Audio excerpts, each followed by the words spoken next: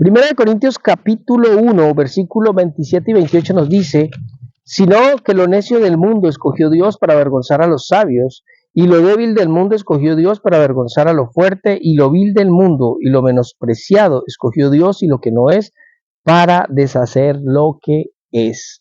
Aquí el apóstol Pablo nos está hablando de algo que encaja perfectamente en lo que venimos estudiando acerca de los apóstoles. Vemos la elección del Señor Jesucristo que, por supuesto, se sale de lo convencional. Escandaliza, yo creería. Sí, claro que sí, exactamente. O sea, se sale de lo normal, desafía completamente la forma en la que nosotros como seres humanos escogemos, porque Él escoge estos 12 hombres llenos de fallas que como ya hemos estado viendo, ¿no? Llenos de errores, llenos de debilidades, de incapacidades y un poco de cosas más. Y con ellos hace algo extraordinario, o sea, de lo vil y menospreciado saca Dios. Y cuando uno lee esto y uno va viendo la vida de cada uno de estos hombres, uno dice, bueno, hay esperanza para nosotros. Sí, claro que sí. Y una vez más les damos la bienvenida entonces a Amor por la Palabra. Hoy vamos a estar estudiando la vida de... Nada más y nada menos que de Felipe. Vamos a ver unos rasgos interesantes en la vida de este varón que creo que podríamos casi asegurar que pocos conocemos. No nos habíamos dado a la tarea de estudiar a estos hombres que habían seguido al maestro y que tuvieron ese tan grandísimo privilegio de trastornar al mundo con un mensaje. ¿Quién creería que de ellos podrían hacer un grupo de hombres tan espectacular como pasó? Pero sí, fue así. Y hoy en día nosotros podemos ser contados como discípulos de Jesús, sí, a pesar de nuestros errores. Mira también. Que casi siempre cuando se nos habla de los evangelios, se nos habla de lo que escribieron. Pero muy poco de lo que fueron, de lo que fueron, cómo eran, su personalidad. Eso no se habla mucho. Es muy importante. Sí, entonces tenemos para aquí daticos curiosos que hemos sacado de la vida de Felipe, y es que en los evangelios de Mateo, Marco y de Lucas no se registran como historias personales o cosas que nos cuenten sobre Felipe. Sí, de pronto se menciona cuando se habla de y los discípulos de Jesús eran tales y los listados y iban este y este y este, de pronto como el nombre, ¿no? Pero para hacer referencia a alguna situación especial solamente aparece 4 veces en el evangelio de Juan, sí. Y lo primero que vemos de la vida de Felipe es su llamado, ¿no? Su llamado, sí, eso está en el capítulo 1, verso 43 al 45. El siguiente día quiso Jesús ir a Galilea y halló a Felipe y le dijo, sígueme. Y Felipe era de Betsaida, la ciudad de Andrés y Pedro. Felipe halló a Natanael y le dijo, hemos hallado a aquel de quien escribió Moisés en la ley, así como los profetas, a Jesús, el hijo de José de Nazaret. Aquí podemos distinguir 3 rangos importantes de la personalidad de Felipe. Lo primero que dice es que Jesús lo halló, ¿no? Jesús lo halló. No pasó así con Andrés y con Juan. Andrés y Juan fueron los que buscaron a Jesús cuando escucharon a Juan el Bautista decir, he ahí el Cordero de Dios que quita el pecado del mundo, y después trajeron a Pedro. En este caso, Jesús es el que halla a Felipe y le dice, sígueme, ¿no? Y es interesante, la primer cualidad, diría yo, de Felipe es que Felipe estaba buscando también a Jesús. Estaba dispuesto para él, ¿no? Sí, era un buscador de Dios, porque él cuando Jesús lo halla y le dice, sígueme, él corre a donde su amigo y le dice, hemos hallado a aquel del que habló Moisés. O sea, él ya tenía conocimiento de lo que Moisés había dicho y los profetas. Entonces, él estaba a la expectativa, a la espera de que apareciera aquel hombre, ¿no? Aquel que iba a salvar a Israel, que iba a reinar sobre Israel, que se cumpliera esa promesa que está por todo el Antiguo Testamento. Entonces, era un buscador de Dios, era un hombre, yo podría decir, disciplinado, estudioso, ¿no? Parece ser que Natanael era como su compañero de estudio. Entonces, es un rasgo maravilloso de la personalidad de Felipe. Y lo segundo que podemos decir allí también es que Felipe inmediatamente encuentra a Jesús, lo primero que hace es que correr donde su amigo, ¿no? Exactamente. Rasgos de evangelista. Exacto. Entonces, él va y le comparte a su amigo, ¿no? Y lo lleva a Jesús, que eso lo vamos a ver después cuando estemos hablando acerca de Natanael. Y yo creo que ahí es bonito pensar en que la amistad tiene que ser un terreno fértil para nosotros hablar de Jesús. Creo que Hablar de Jesús tiene que ser algo muy cotidiano con nuestros amigos, con las personas que tenemos a nuestro alrededor. Ellos tienen que enterarse de que ya conocemos a Jesús, ¿no? Me gusta que la primera acción después de recibir la salvación es la evangelización. O sea, eso hizo y compartir el mensaje. Compartir el mensaje. Muy importante eso. ¿Qué más podríamos decir entonces acerca de Felipe? Entonces vamos a verlo en una escena en la que nos vamos a encontrar con un Felipe que es metódico, analítico, pegado a las estadísticas y muy sujeto a los datos reales. Es decir, él era un hombre que estaba buscando de Dios, que Jesús ya lo había encontrado, pero que él tenía una fe que todavía le faltaba fortalecerse. Lo vemos en la escena, en la alimentación de los 5,000, cuando Jesús le hace una pregunta, por la manera como le responde, de ahí tuvimos mucho que deducir de la vida de Felipe. Sí, claro que sí, eso está en Juan capítulo 6, versículos 5 al 7. Cuando alzó Jesús los ojos y vio que había venido a él gran multitud, dijo a Felipe, ¿de dónde compraremos pan para que coman estos? Pero esto decía para probarle, porque él sabía lo que había de hacer. Felipe le respondió, 200 denarios de pan no bastarían para que cada uno de ellos tomase un poco. Hasta ahí nos habla. Hasta ahí, bueno, entonces, si ustedes se pueden dar cuenta, la respuesta de Felipe fue concreta. Es decir, yo creería que Felipe incluso estaba involucrado en la logística, en la organización de los eventos, tal vez compra, distribución de alimentos y tal. Y yo incluso pensaría que si la reunión Jesús la hace el día anterior y les dice, oigan, vamos a ir mañana a tal lugar y es muy posible que lleguen ahí entre 15 y 20,000 personas, entonces Felipe levante la mano y le dice, Señor, mejor no la hagamos porque no tenemos con qué. No nos alcanza. ¿Sí? No tenemos con qué. Y es que el Señor, cuando ya estaban ahí y con toda esa multitud que tenía hambre, y él le dice, ¿cómo vamos a comprar pan para tantos? Cuando Felipe le responde, con 200 denarios no nos alcanza. Yo sé que el Señor lo estaba probando y estaba poniendo a prueba su personalidad analítica y administrativa, porque seguramente desde que llegaron Felipe ya estaba, bueno, aquí ya están, esta gente tiene hambre, usted cuánto tiene, usted cuánto tiene, usted cuánto trajo, yo tengo tanto, con esto no nos alcanza. Él ya había hecho cuentas, lo tenía claro, porque él no le respondió a Jesús, no, yo no sé, o vamos allí, o estos lugares donde podamos comprar están cerrados. Él le dijo, con 200 no nos alcanza. Sí. O sea, es decir, él estaba muy pegado a todo lo que eran los datos reales y hay personas que son así. Es maravilloso poder tener cercano a nosotros gente que sea capaz de administrar, gente organizada, gente que sea capaz de llevar una logística, de organizar los eventos, pero no podemos quedarnos con esa teoría porque, ¿sabe? Esa teoría impide como la osadía. En un liderazgo siempre requiere visión y debemos dejar que la fe aflore. Sí, ¿no? Eran buenas características. Yo creo que uno necesita dentro de un grupo de personas un discípulo que sepa administrar, ¿no? Que sepa organizar, que eche números y todo esto. Era importante. Yo creo que Jesús lo escogió por algo, ¿no? O sea, lo escogió. Solamente que cuando uno se inclina más a eso, deja por fuera la posibilidad de lo sobrenatural. Y eso le pasó a Felipe porque él nunca se le pasó por la cabeza que Jesús podía hacer un milagro. Claro, él le echó números a la cosa. Él ya había visto a Jesús convirtiendo el agua en vino, él ya había visto a Jesús haciendo muchos milagros, sanidades. Él vio el problema, más bien vio el problema, pero no pudo ver la solución. Ahora, vemos a un Andrés, que ya hablamos de Andrés, pero vale la pena nombrarlo, mencionarlo. Vemos a un Andrés que Andrés no se puso a echar número ni nada. Andrés se encontró un muchacho que tenía unos panes y unos peces, lo trajo a Jesús y le dijo, mira señora, aquí está este muchacho con estos panes y estos peces, ¿qué puedes hacer tú? O sea, Andrés tenía un poco más de fe, de confianza, y vemos que ahí estaba la solución, ¿no?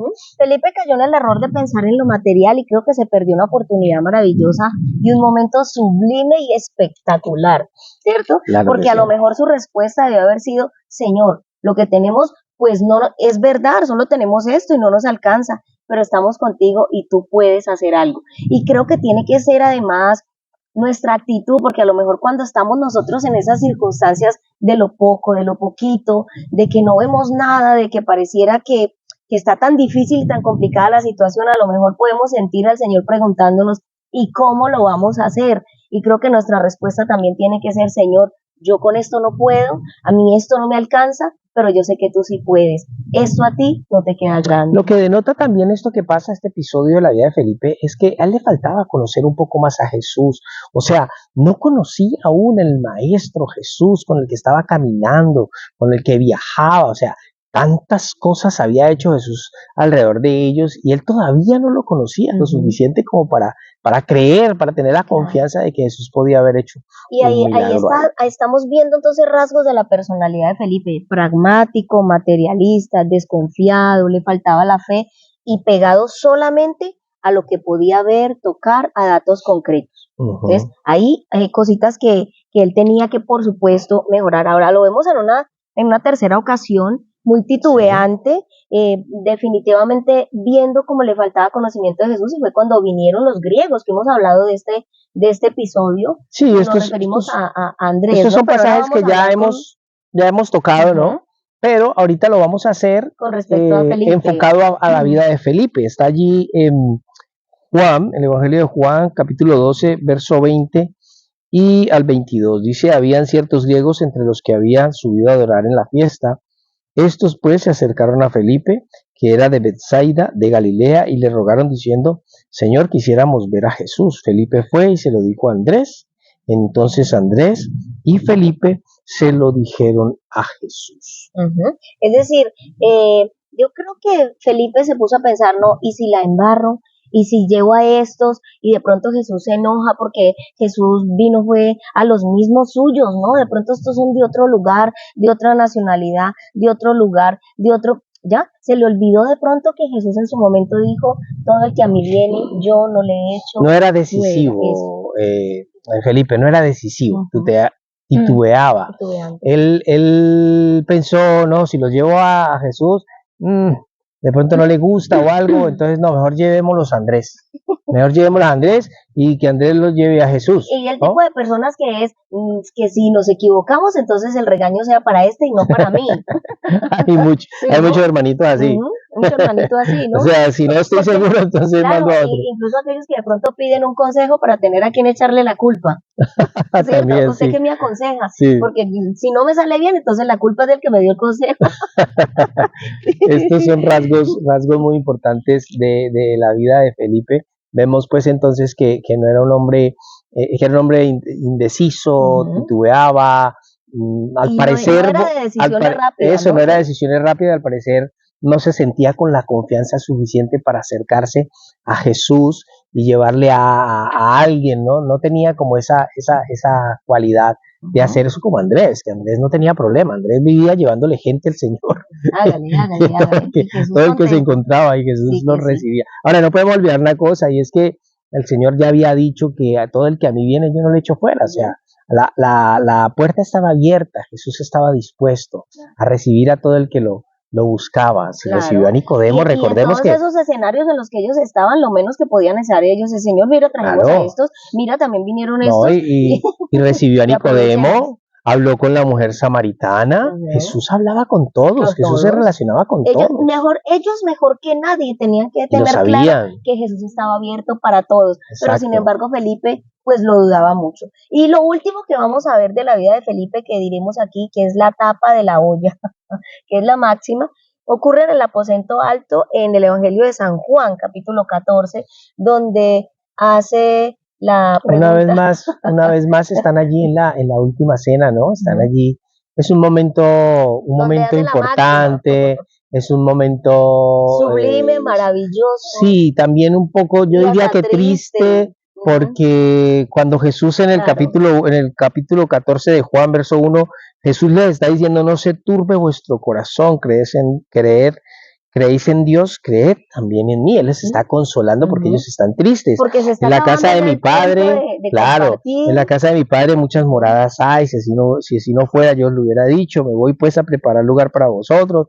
Si me fuere, vendré y los tomaré y todo eso. O sea, ellos ya saben que él está para irse. Jesús también está triste. Claro, yo diría han compartido 3 años, se tienen cariño, obvio. Son muchas las experiencias. Y además, y se supone que ya a este punto tenían que tener una relación muy estrecha y un conocimiento muy profundo los unos de los otros. No, además de que sabes una cosa, yo pienso que Jesús estaba en ese momento pensando en lo que tenía que enfrentar, en su muerte, ¿no? En todo el dolor. Él sabía, él conocía a Isaías, él sabía lo que se había profetizado acerca de él, ¿no? Cómo iba a morir, el sufrimiento, el dolor. Entonces, estar en medio de todo este escenario allí cuando Felipe, te digo que esta sí es la cereza del pastel, porque en el versículo 8, Felipe le dijo, Señor, muéstranos al Padre y nos basta. ¡Wow! No, pero entonces, ¿cómo le responde Jesús? Jesús le dijo, verso 9, tanto tiempo hace que estoy con vosotros y no me has conocido, Felipe. Yo me imagino a Jesús que le dice, ¿en serio? ¿En serio? Volvemos a empezar. El que me ha Llevamos visto 3 años y tú me estás diciendo, muéstranos al Padre cuando yo les he dicho. El que me ha visto a mí, ha visto al Padre. ¿Cómo pues? Dices tú, muéstranos al Padre. O sea, esta sí es la máxima. Su lógica, su pensamiento tan razonal le impedía ver a Jesús. Estuvo todo el tiempo ahí. Jesús se los dijo, Jesús se los enseñó. Jesús era el Padre, porque el Padre, y lo dijo en muchas enseñanzas, el Padre es en mí, yo en el Padre y yo somos uno, en fin, o sea, lento para creer, lento para confiar, lento para ver más allá de las circunstancias, él quería garantías de todo. Yo te voy a decir una cosa, esto es muy esperanzador para nosotros. A mí me alegra pensar que a Jesús le gusta la gente que es lenta para pensar, la gente que le gustan las segundas explicaciones, la gente yo no diría tanto que le guste como tal, sino que escoge una persona que, a pesar de ser tan lenta como Felipe, que lleva 3 años el Señor enseñándoles que han visto lo que han visto que Jesús hizo, o sea, ya era para que Felipe lo tuviese claro. Pero no lo había entendido. Ahí sí cabe esa frase. Felipe, no lo has entendido. Pero mira que hay algo maravilloso ahí, es que el Señor no, a pesar de eso, el Señor no lo desecha. Ahora, y entonces aquí, por ejemplo, yo podría pensar, si le estuviéramos haciendo una entrevista a Felipe para ingresar al equipo de 12 y empieza a dar unas respuestas así, tan de su personalidad, yo creo que le tendríamos que decir muchas gracias por venir, si algo te llamamos. Sin embargo, gracias y gloria a Dios que no somos nosotros los encargados de ese trabajo, sino que fue el Señor, porque el Señor cuando lo vio analítico, que titubeaba, que desconfiaba, que era tan materialista, y con todos los rasgos que acabamos de ver, Jesús dijo, a mí me sirve, yo me puedo hacer fuerte en esas debilidades, voy a hacer de él un gran predicador. Es esperanzador porque yo no me considero una persona rápida, así, de entendimiento. Yo creo que yo tiendo a ser bastante como Felipe, más bien lento para entender. Es la razón por la que a veces tengo que estudiar, leer y leer y leer, a veces, muchas veces una misma cosa, poderla comprender, pero hay esperanzas para los que somos como Felipe, Gloria a Dios que por no eso. entendemos como tan rápidamente lo que está en la palabra, que a veces podemos abrir la Biblia y no entender nada. O pero que vamos Señor, a un curso y no entendemos, ¿sabes qué? Que vamos incluso al culto y a veces no entendemos, o qué pasa, y a veces no entendemos, pero no importa. Es maravilloso porque el Señor tiene paciencia. Y el Señor, y hay discípulos así. Y hay escogidos de Dios así. Sí, claro. Y saber que un hombre de estos hizo parte de un equipo tan extraordinario. Columna de la iglesia.